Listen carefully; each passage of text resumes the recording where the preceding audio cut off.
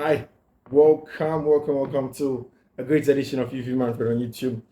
It's been just a couple of hours away, and trust me, I do miss you guys a lot. I've not heard from you. I've seen your comments in a little while, and I don't miss this. And I had to come back and make sure we put together a lot of the stuff for you here on Fiifi-Manfred on YouTube. This is Fiifi-Manfred on YouTube. We have the best for you in terms of analysis, breakdown, every other thing on this channel. If you are new to the channel, I entreat you to subscribe to the channel.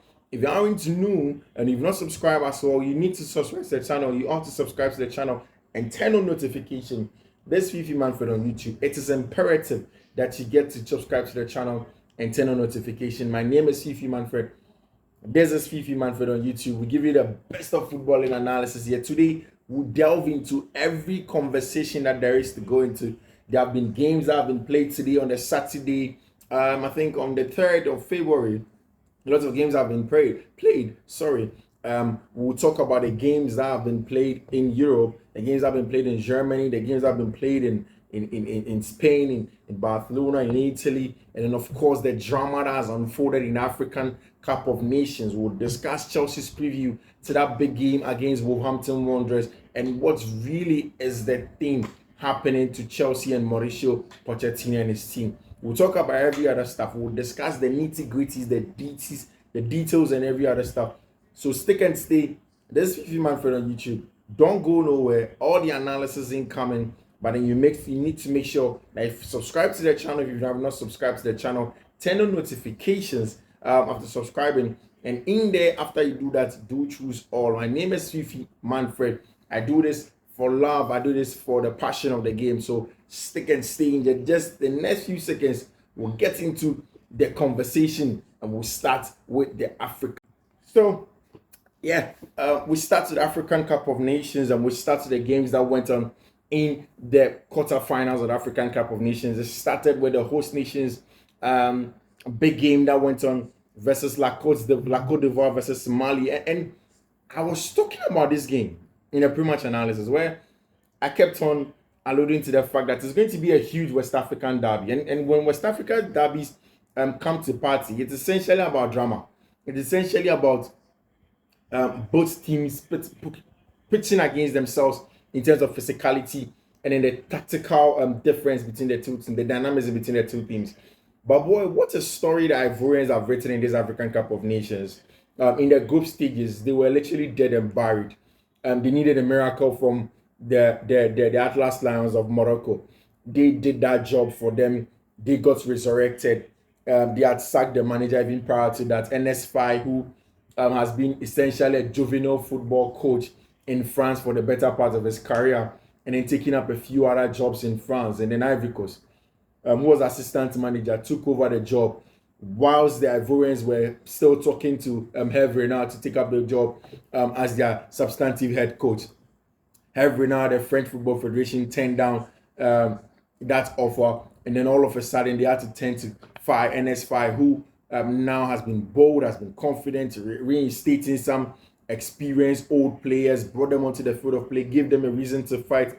The likes of Max Allen Gradel, Jean-Michel Seri, extensive impact in the game, in the middle third of the game, bringing some balance in the before largely physical midfield of Frank Yannick Kessie, Ibrahima Sangare, and then of course Checo Fofana. He added more of the technical and tactical bite, especially in build-up and in playing out from the middle areas and finding their very good 1v1 wingers somehow to add in. And I think that has been the story of the Ivorian national team for now. And the fact that they have shown large parts of the tournament resilience, and the fact that they had to stay, especially after they got a second chance. And it was telling in that game in a round of 16 against Senegal, and then again now against this game that they played against Mali, which is a largely difficult game, because if you go down by a man and you go down by a goal and you have a penalty against you at some point in time and you have to make changes, you hoof up Pepe and then decide to be more direct with Sebastian Haller up front to hold up the ball, then the plan to bring on Umar Diakite and then of course Simon Edingra, who will pick up the second balls after Max Haller is able to rise tall and then bring down those first hold-up game. then it tells you that there's a tactical plan for the Ivorians. They stayed in that game as long as possible. Simon Adingra got that all-important equalizer for them. Took the game to extra time, and then boy oh boy, the script writers did their thing again. And finally, your man Diakite. It is the cheekiest goal you see in any semi-final of an extra time, in any quarter-final of an extra time, in any competition in the world. So cheeky. Just took the goalkeeper the wrong direction, sent the ball the other direction, and then in Boake, everybody was in bonkers. Everybody was up on their feet. Everybody was excited. The Ivorians had gotten the winner, and I think that the most telling image of the whole thing, of the Malian capitulation, is first their coach, who is pictured, or there was a video of himself, water being poured on his head. I mean, seemingly depicting a picture of absolute catastrophe for the Malians, and the fact that they had this game in their hands and then they bottled it, and then everything just goes on. Wow. Then the Malian captain Traore leads a charge of Malian players going towards Egyptian referee and literally getting into a scuffle with the referee. And then of course you go back into the stands and you see Seydou Keita, and Malian legend, played for Barcelona, in there looking distraught as well. And then you can tell that nothing seemed to be working. They just couldn't believe where they were, and it was just a Ivorian triumph and then Malian capitulation in Boake. And the Ivorians are really going to be excited. The second quarter-final game is still ongoing as I do the analysis. South Africa versus Cape Verde. I think that the South Africans will have more to edge the Cape Verdeans. They are a very good side. I like Tembo Zwane. I like Percy Tau. Of course, everybody loves Percy. I like Mvala, their centre back. Very good, bulky centre back, but also very exquisite on the ball. Very expressive when he has the ball and find those line-breaking passes. And then I think I love the job that's Teboho Mokoena. I love that name. Mokoena also does for their team. And I think that Junior and the South Africans are a very good team. Albeit the Cape Verdeans are also a very, very stubborn customer to navigate, and it's not going to be an easy one for the South Africans. But that's where my money is, and I think that they are going to go on and then go to the next day of the competition and then book a big one against the Nigerians. And it's going to be a huge derby, actually. I think that after the rivalry between Ghana and Nigeria, the big one is Ghana-South Africa. Albeit South Africans can go extreme sometimes with banter, especially in their home. But we wait to see how all of that goes in the South Africa still playing. I think they have a very good side, and they may go through. Now let us discuss every other game that has gone on in Europe today. Let's do the post-match analysis, and then we'll do a preview of Chelsea's game tomorrow against Wolverhampton. Where Chelsea struggle to play away from home. They've lost away from home to a couple of teams, but they've also had some very good games as well. You look at the game that they played against Liverpool. For me, I finally analyzed that as the lack of duelers in the Chelsea team. The fact that they don't have people to win second balls, people are aggressive enough to win 50-50 balls, and the balls don't just seem to stick. Like it just doesn't stick. They go into battles, they stick a leg, and the ball doesn't stick. They lose those balls, and it's a little bit frustrating for a lot of Chelsea fans that I know. But hey, that's where the team is, and I think that there is no need analyzing the team with a lot of emotion. There's a need to look at where the team is and then move forward. Mauricio Pochettino has said a couple of things in his pre-match press conference. We'll talk about all of that. We'll talk about a few other things in terms of tactics and what Nkunku brings to the team. The fact that with Nkunku's presence, it looks as if Chelsea's season may be turning in the right direction. We'll talk about all our tactical breakdown. So stick and stay back. First of all, in the Spanish La Liga, also FC Barcelona did an excellent job in terms of the league, and they went away to Deportivo Alaves, got a job done. Xavi has asked for his players to just stick with him, for them to stick together in the next games that they have for the season to end. He has already mentioned to everyone that he's going to leave the club, but now it's about getting Barca to where he wants to be. And I think that the Xavi conversation, for a lot of people who have had a conversation, haven't been a little bit fair to Xavi. We speak about the fact that he hasn't won games, he hasn't led the charge as Barcelona manager. But I go back and I keep on asking myself about a few other things, like what has been the squad upturn, what has been the injury record of the squad. I mean, if you look at players like Gavi, who are very important to everything that Barcelona have been doing the last few years, himself and Pedri. You look at Marc-Andre ter Stegen, who is an exceptional, essentially one of the best goalkeepers in world football systems now. The German has been very, very important to the Blaugrana. the fact that he got injured at some point in time. Iñaki Pina comes to take over, and then Iñaki doesn't give them that aura at the back, doesn't really give them that command to win games and everything from the back, and to lead a charge of even the center backs. Ronald Araujo's injury at some point in time, Robert Lewandowski getting out in and out of the team, and every other thing that has gone on with Barcelona. I just want to give Xavi the benefits of the doubt. I really want to give Xavi the benefits of the doubt, and then look at it from the perspective of the squad up 10 and then the injuries. And then again, the fact that his very good friends that he believed that could help him do the job in Jordi Cruyff and then of course Matthew Alemany have not been there in the last few months for the club, and it's been a little bit difficult for Xavi. But for me, the most important thing is the fact that I don't think Barca had planned for post Sergio Busquets. I mean, I remember saying this thing several times that Sergio Busquets doesn't get the respect that he deserves for a club like Barcelona. But it's when he leaves the club that people understand that whilst there was Messi, whilst there was Xavi, whilst there was Iniesta, the proper conductor that made things turn around, that made things happen was of course Sergio Busquets, and he's out of the team now. He's in the MLS, and then now Barcelona are suffering in the middle there. I don't think that Frankie de Jong has been able to take hold of that Sergio Busquets role. As to who replaces Xavi is a long conversation, but today they were able to do an excellent game. They beat Deportivo Alaves by 3-1. First goal from Robert Lewandowski in the first half. Ekegona made it 2-0. Then Omodion made it 2-1. Then Victor Roque, who came on as a substitute and then later got red carded, made it 3-1 for FC Barcelona. And I think that this has been one of the very good games that Barca has played. Iñaki Pina in post, Cancelo, Cabosi, Araujo, Conde, Frankie de Jong, Christensen for once played in the central area. I mean, still Barca trying to find ways to get someone in the shape of Sergio Busquets and then to play that role for him. Today they played Christensen in the middle of the park, and I mean it did work at the end of the day, so you want to give them the credit.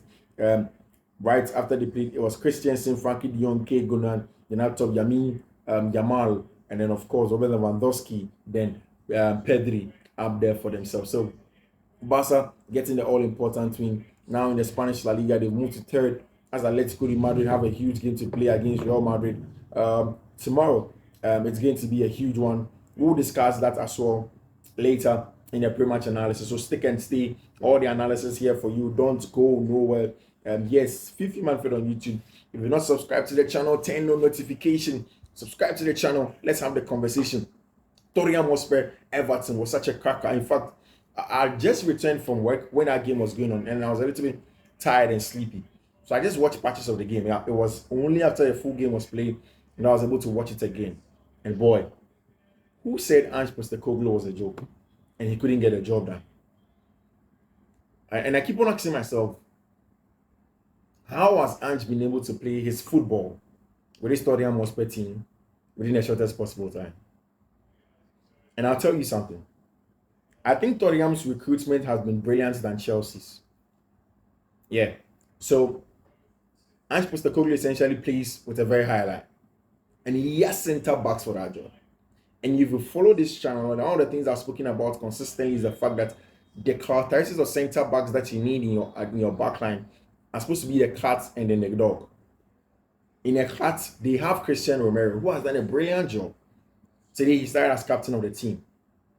And then Van de Ven, I think that he's the unsung hero of that Tottenham Hotspur team at the back, especially with the high line, because he has that pace. It is so blistering for a centre back that his recovery runs are near perfect. And in the game against Everton consistently try to exploit their back line, their high line by getting players in behind, using Dominic Calvert-Lewin in there, and then making sure that they make it very, very difficult for Tottenham Hotspur. And especially in the second half, he consistently tried to play through them. Again, I think that the recruitment of Idoji and then Pedro Porro have also been spot on. I think, and that's Fabio Paratici's job. He did a brilliant job in terms of recruiting of these players. And then now they realize that, oh, we needed Son Heung-min. Son is out in the Asian Cup. We need somebody to run the channels for us, somebody who has pace, somebody who can get down the line and do that job for us. And then they go in and get Timo Werner. He has Premier League experience. And then, of course, has played for Chelsea before. Again, they use Harrison. Harrison did a brilliant job today getting in behind it. And of course, they Tottenham Hotspur, although they went up by 1-0 and then 1-1, making it 2-1, James Maddison. Later, they just failed to hold on to it. And Jordan Braithwaite at the death made it 2-2 for Tottenham Hotspur. But I think Ange Postecoglou is doing a very, very good job. He is doing a very, very, very, very good job. On the table now, Tottenham Hotspur are fifth. They've come down to fifth to Europa League spot. Aston Villa 46 points, Arsenal 46 points, Man City 46, Liverpool, who have a big game against Arsenal. We'll analyze all of that for you still here on Fiifi-Manfred on YouTube. So don't go nowhere, stick and stay till the analysis. It's a big one for you here on Fiifi-Manfred on YouTube. Make sure you turn on notification. Make sure you sit in here and enjoy every bit of the analysis that we do give you in there for you. Still, Girona, Real Sociedad still 0-0. I called that game in the morning. I feel that Real Sociedad had enough to undo Girona, but still, it is still 0-0. It's a game that I'm following keenly. I think that Real Sociedad and Kiki Setien are a very, very good side. Very, very, very good side. Milan went around to Frosinone, beat Frosinone. Frosinone 3-2. Milan versus Frosinone. It was won by 3-2. FC Bayern Munich did an excellent job, and then they won also in the German Bundesliga. Now to tomorrow's games, we analyze every little detail for you. There is the Derby d'Italia, there is the Madrid Derby, and then Chelsea's big game against Wolverhampton Wanderers. We'll talk also about Arsenal versus Liverpool, which is also a very, very big game that's going to go on at the Emirates, right? Yeah, at the Emirates. Arsenal's record against Liverpool, how they play against Liverpool, the importance of Curtis Jones and his teams, what he does for the team, what he doesn't do for the team, what he brings to the team. For me, an excellent box-to-box midfielder that adds a lot of bite, a lot of aggression on and off the ball for that team. We'll discuss that in just a jiffy, so stick and stay. Let us go on with all of that. And Chelsea has that big game playing against Wolverhampton Wanderers at 2 p.m. And so you see, for people that have followed Pochettino's work, this season has been largely very transitional. And the kind of football that Chelsea play have been very vertical, quick, direct football. And there have been issues. One of the major issues have been Chelsea's away performances. And the only few games away that Chelsea have managed to control and play well, I think Fulham, Tottenham Hotspur after they got that red card, and then Luton, then Burnley as well. These 4 away games have been good for them. But barring that, a lot of the away games that Chelsea have gone on to go and play have been difficult. Wolverhampton Wanderers, who they play tomorrow at the Molineux, have been a tough game for them. I mean, today at the Molineux has been tough for them. And then you look away from a game like Wolverhampton Wanderers, then you go and talk about a game like Liverpool, where Chelsea were essentially brutalized with and without the ball in duels. And that's my problem. That team lacks the characteristic of duelists, and the physical side of the game is a part of the game where you can't throw away. Yes, there is an excellent talk about tactical play and every other thing, which is important, and technical play. But the physical side of the game is very important. And you go into a game like this, you want the physicality. You want players to deal with physicality, and also set piece specialists like Mauricio Pochettino has said. I don't think that Pochettino is going to go anywhere soon. I just expect that at this point in the season, with Nkunku possibly returning, with Nicholas Jackson in, with Cole Palmer, I think that Chelsea should have enough attack to do things to them. Also, with a return of Kani Chukwuemeka, who is an excellent connector. I mean, I call him the central incisor in the middle third. That should be done. I had issues with progression with Enzo Fernandez, Moise Caicedo, and all over there. Without the ball, I think essentially it should be a structural job. It should be a together job. And I don't have a problem with somebody like Moy without the ball. The problem, however, is with the whole team without the ball and counter pressing. One of the things that Chelsea had done brilliantly prior to that Liverpool game that they couldn't do is a counter pressing with and without the ball. But in the game against Liverpool, that was non-existent. And I'm looking at this game, and I'm looking at it from the possible lineup that Chelsea are going to have in there for Chelsea. It's at 2 p.m. At Stamford Bridge. Albeit Chelsea's home record has been good. When Chelsea play at home, they tend to have a lot of the zeal, a lot of the bites, a lot of control of games. especially since they sorted out the counter pressing side of the job, and they tend to counter press very well and win the ball very high and wide, and then transit in there from that area. The main injury players are Kukureya, Wesley Fofana, Reece James, and the other people that are still injured. I expect Georgi Petrovic to be in post, Malo Gusto at right back, Silva, Axel Desassi, and then Benjamin Chilwell. I think that's right now Chelsea's best centre back pair, Desassi and then Chilwell. I would have loved to see Levi Cole at LCD, and then Moise Caicedo, Enzo Fernandez sitting, then Nkunku, Conor Gallagher, Raheem Sterling, Cole Palmer. I don't want Conor Gallagher in a game like this. I'd rather have Kani Chukwuemeka starting, but I think that because Pochettino would want to manage him, would want to look at the player and see how well he gets with respect to his injury recovery. Conor may start, then Nkunku, Raheem Sterling, and then Cole Palmer up top. I'm expecting Wolverhampton Wanderers and Gary O'Neill. They're very, very stubborn style. You watch the game against Manchester United and you could tell that that's a team that you don't mess around with. 3 at the back: Dawson, Gomez, Kilman, 8 Norrie, Gomez, Lamina, Semedo, Neto, Sarabia, and Cunha. That game at Molineux, at the Midlands, should be something that should turn Chelsea on. That should let them know that they need to go for the kill in a game like this, and they should do everything possible to get a job. I'm excited that Nicholas Jackson has returned to the team. I'm actually expecting him possibly to start in this game at up front, Palmer rather on the right, and then Nkunku starts behind Nicholas Jackson. And I think that this should be a game that Chelsea will have enough firepower to get that all-important win. Arsenal are playing in that game, big game against Liverpool at the Emirates, and I think this game actually makes Arsenal's season, especially given the injury of the likes of Timber, who's returning, Thomas Partey was not going to be in the team, and then the fact that Tomiyasu will also be missing in the team. It means that the physical side of the game may be lost in terms of dwelling ability in the middle of the park. The Liverpool I saw in terms of counter pressing and pressing, the aggression with and without the ball, winning the ball from very high, turning it over, and the likes of Diogo Jota, who are very, very dangerous. I mean, it makes me worried. If Arsenal had players like Thomas Partey who could control the game on the ball, dictate the pace of the game, and prevent Liverpool from imposing themselves on the game physically, I would have stuck my neck out for Arsenal. Mind you, they are just going to the Emirates and beating Arsenal. Yes, Mikel Arteta will watch those clips again. He would want to make some corrections, but really the dominance have been from Liverpool in the last few games and how well they've played. I'm just beginning to think in the last Arsenal game, they went with a midfield of Declan Rice, Odegaard, and Emile Smith Rowe. Smith Rowe is very good as attacking number 8. Kai Havertz is out of the starting lineup. Xhaka, Jesus, Gabriel Martinelli, very dynamic, a lot of rotational movement from out wide. And I think that this 3, especially from out wide, will give someone like Ibu Konate a hell of a job, because hey, I've said consistently that Ibu wins his duels, especially when you go out wide to go and defend, to close down spaces. But very dangerous direct creators from out wide like Xhaka and Martinelli will give anybody a run for their money. And Arsenal centre back pair, Gabriel Magalhaes and William Saliba, is also very, very exceptional in terms of the dwelling ability with the likes of Diaz, with the likes of Nunez, the likes of Jota. It's a difficult team to play against.